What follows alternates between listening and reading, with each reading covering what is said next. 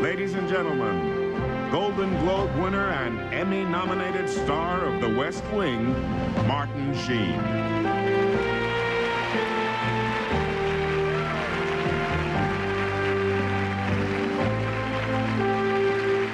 Thank you. In the summer of 1957, I was caddying for my brother Mike in a practice round for the Ohio Open in my hometown of Dayton. In the group ahead of us was a kid just about my age from Columbus who was creating a lot of excitement.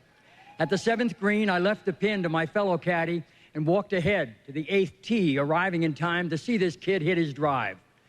I had been around the game playing and caddying since I was 9, yet I had never seen anyone hit a golf ball quite like that. And my own fantasy of someday becoming a PGA Touring pro quickly and thankfully evaporated in the powerful reality of that kid's magnificent talent.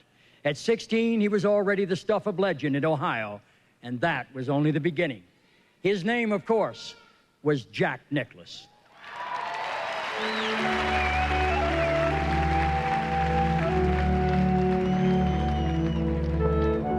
Nicklaus. One word speaks for itself. Nicklaus, synonymous with golf. Nicklaus, and at once, it conjures all that is right with the game.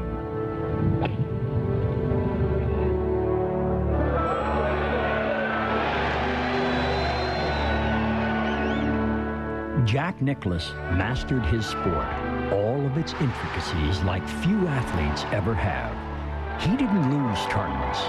You had to beat him. When he won, he did so with a quiet class. And when he lost, he displayed a depth of graciousness that fit the man.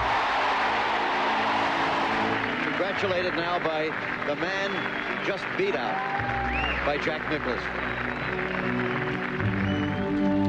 Most of all, Jack Nicklaus played the game of championship golf.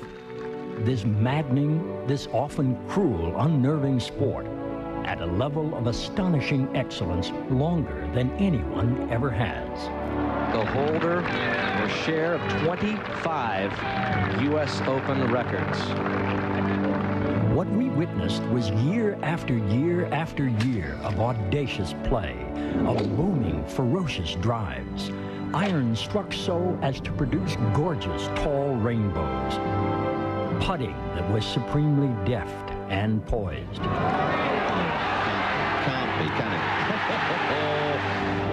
And all the more so when he had to have it the most. It's done. Made it. It's over. He's accomplished it. U.S. Open. And year after year after year, Jack Nicklaus saved his best for the biggest moments. For Augusta and Pebble Beach and St. Andrews. For the Masters, the Opens, the PGA. For historic head-to-head battles with Palmer and Player, with Trevino and Watson. It all began at the U.S. Open in 1962, when at 22, he beat the reigning king, Arnold Palmer. For the next quarter of a century, he dominated his sport like no athlete before him. The most celebrated evidence of that dominance are the 18 major championships. Oh, he's got it. He's got it. But just as staggering are the 19 times he finished a major in second place.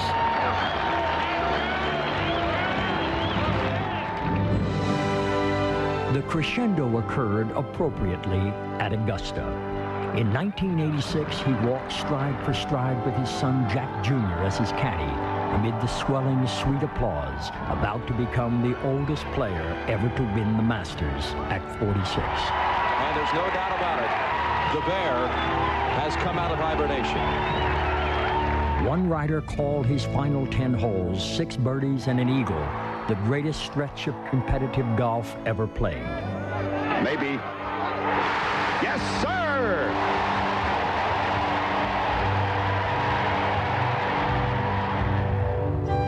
It is every golfer's fantasy, perfectly played golf, where all the drives are true, the approach shots are pinpoint accurate, and every putt finds the cup. But unlike every other golfer, Jack Nicklaus doesn't dream of these things. He remembers them.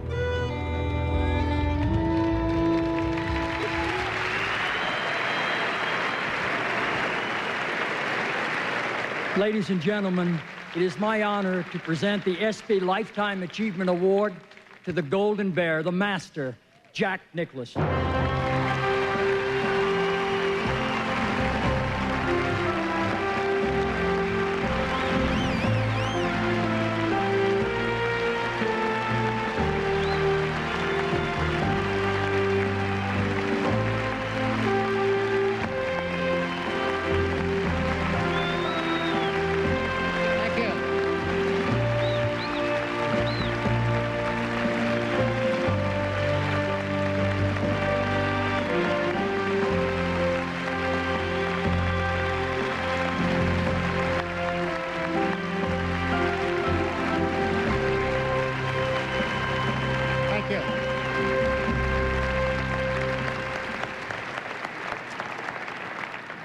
Thank you, Martin.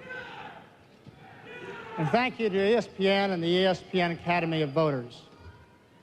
I should also offer my congratulations to the winners and nominees, to each of you. They're very, very deserving. Tiger, you're racking up nominations and wins as fast as you are majors. Deservedly so. You're a great player. Keep it up.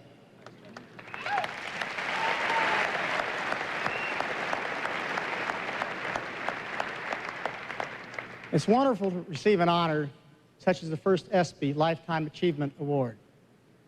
But this one is one of those good news, bad news stories. I'm assuming you have to live a lifetime to get this. Now, I'm not that old yet. Hopefully, I've got a few more years. In all seriousness, this is a tremendous honor. It is both gratifying and humbling. And what makes this award and this night so special is looking out in the crowd and seeing the smiling faces of perhaps my life's greatest achievement, my family.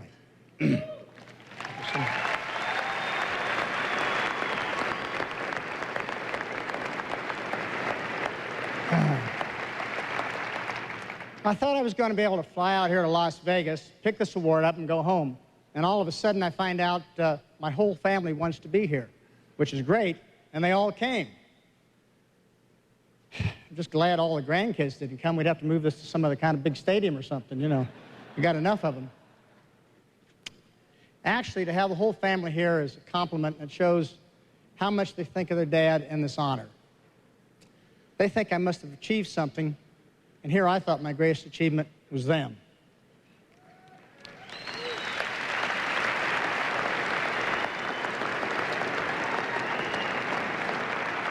There are three people who are not here tonight I'd like to thank. My parents, Helen and Charlie, who introduced me to all sports and taught me what was right and what was wrong in life, and to Jack Grout, who taught me how to play this great game. What a great group those three were.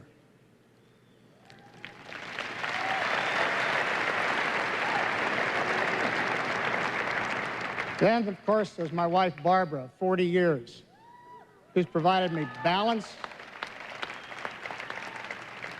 honesty, support, and love. And, of course, obviously, without her, I wouldn't be here tonight.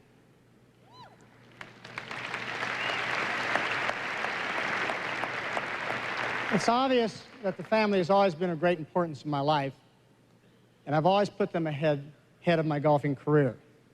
A round of golf ends after 18 holes, and that's where your round should end. I've always tried to never take my golf or my career home with me. I think I was a better person, a better husband and father, and certainly a better golfer for that.